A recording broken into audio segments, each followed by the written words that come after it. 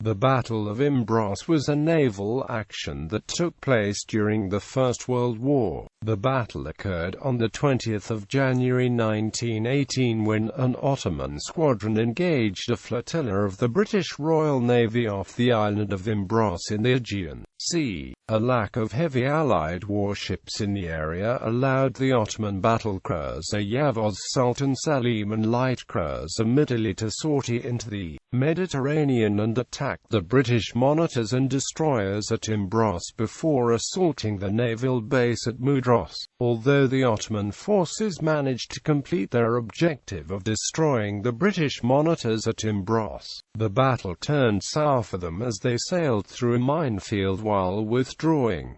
Midilli was sunk and Yavûz Sultân Selîm heavily damaged. Although Yavûz Sultân Selîm managed to beach herself within the Dardanelles, she was subjected to days of air attacks until she was towed to safety. With the most modern cruiser of the Ottoman Navy sunk and her only battle cruiser out of action, the battle effectively curtailed the Ottoman Navy's offensive capability until the end of the war. Prelude.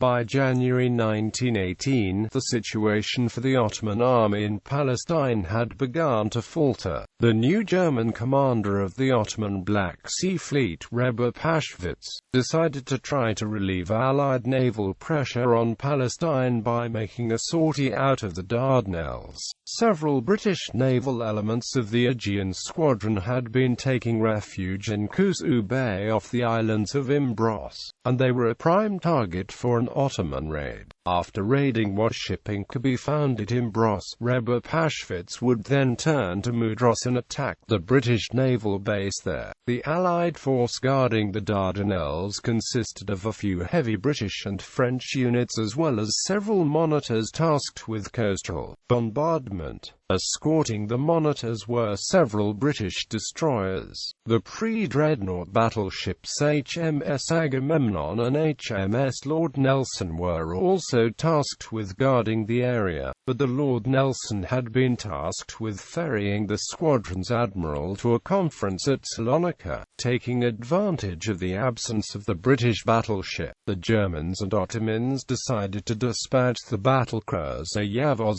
Sultân Selîm and the light cruiser Midilli to attack the area. The Allied forces at Imbros on the 20th of January consisted of the monitors HMS Raglan and HMS M28 as well as the Acheron-class destroyers HMS Tigress and HMS Lizard. Agamemnon was nearby at Mudros, but she was much too slow to chase down the Ottoman ships if they wanted to avoid engaging her. Without the Agamemnon and Lord Nelson, the British were severely undergunned in comparison to the Ottoman ships. The Tigress and Lizard both were armed with two 4-inch guns, two 12-pounders, and two 21-inch torpedo tubes. They were swift ships capable of making 27 knots at best speed. The two monitors present at Imbros were better suited for coastal bombardment than naval combat, though the heavy guns gave them an element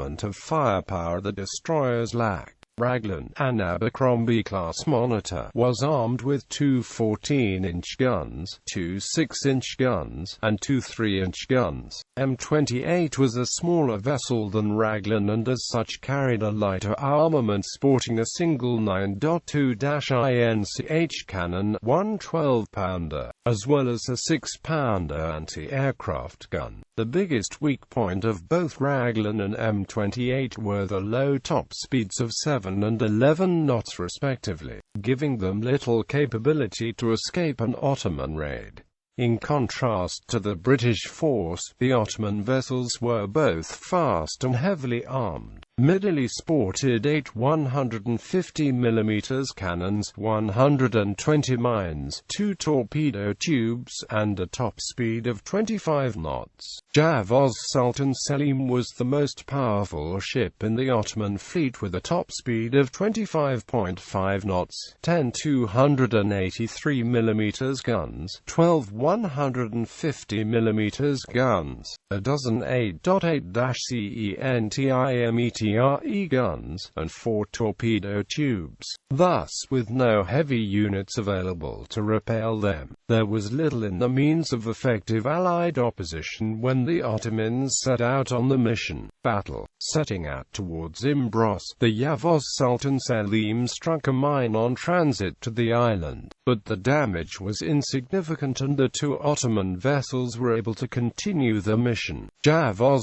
Sultân Selîm then proceeded to bombard the British signal station at Kefalo Point, while the Midilli was sent ahead to guard the entrance of Kusu Bay. As the Yavûz Sultân Selîm and Midilli approached Kusu Bay, they were sighted by the destroyer HMS Lizard at 5:30 am. The Lizard attempted to engage the Ottoman ships, but could not close to torpedo range due to heavy fire from her opponents. The Yavûz Sultân Selîm soon sighted the 2 British monitors taking refuge in the bay, and broke off from Lizard to engage them. As Yavûz Sultân Selîm attacked the monitors, Midilli continued to duel with Lizard, who was then joined by the destroyer HMS Tigress. Lizard and Tigress attempted to shield the monitors from Yavûz Sultân Selîm by laying a smokescreen, but this was ineffective. The monitors were both much too slow to evade Yavûz Sultân Selîm, and she was able to score numerous hits on the Raglan, hitting her foretop and killing her gunnery and direction officers. The Raglan attempted to return fire with its 6 and 14-inch guns, but scored no hits on the German vessels before her main armament was knocked out when a shell pierced its casemate and ignited the ammunition within it. Shortly after she was disarmed, the Raglan was hit in her magazine by one of Goblin's 11-inch shells, causing the monitor to sink.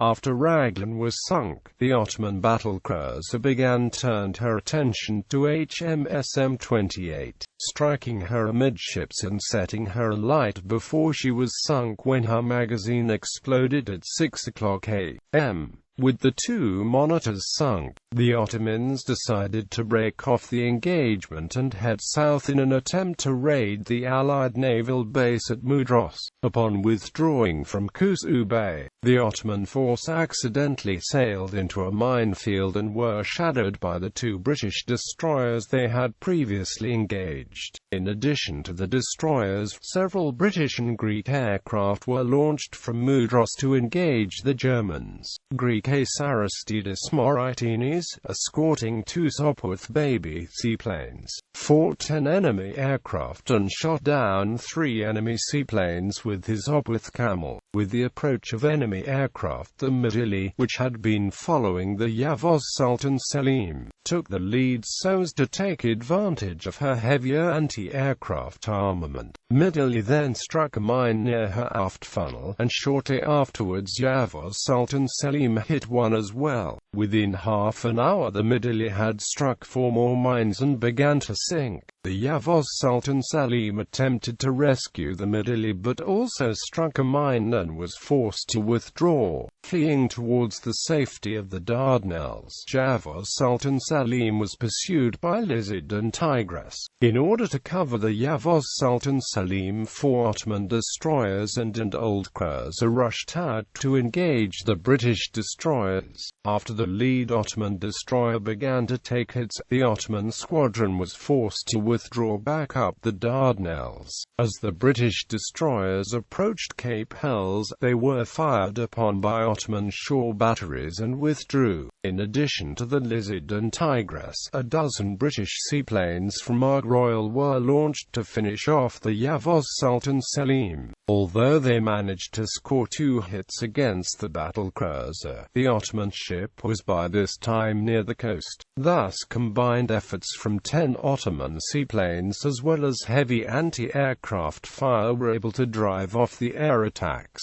downing 1 Sopwith baby and damaging another aircraft. The 4 Ottoman destroyers returned and guarded the Yavûz Sultân Selîm as she sailed up the Dardanelles, severely damaged. The Ottoman battlecruiser ran aground on a sandbar off Nagara Point and became stranded. The next 6 days saw further air attacks by Allied seaplanes against the Ottoman battlecruiser, with 6 hits being scored against her. Ottoman seaplanes and heavy shore batteries responded to the raids and were able to guard the Yavûz Sultân Selîm and beat back the air attacks. Despite the air raids, the Yavûz Sultân Selîm suffered only superficial damage from them, as the 65-pound bombs used by the British were too small to be effective. Allied commanders proposed plans for a submarine raid against the battlecruiser, but the only submarine attached to the Aegean squadron, HMS-12, had mechanical problems and was inoperative. A raid into the Dardanelles was therefore postponed until a working submarine could be dispatched to the area. Aftermath. With no way to free herself, the Yavûz Sultân Selîm remained stranded on the sandbar until the 26th of January, when the Turgut race finally arrived and towed her back into the Black Sea. In one last effort to destroy the battlecruiser, the British sent the submarine HMS E-14 into the Dardanelles on the 27th of January. The Yavûz Sultân Selîm had already left the area, and so E-14 began sailing back to Allied waters after discovering the battlecruiser's absence. Sighting an Ottoman freighter, the British submarine attempted to torpedo her.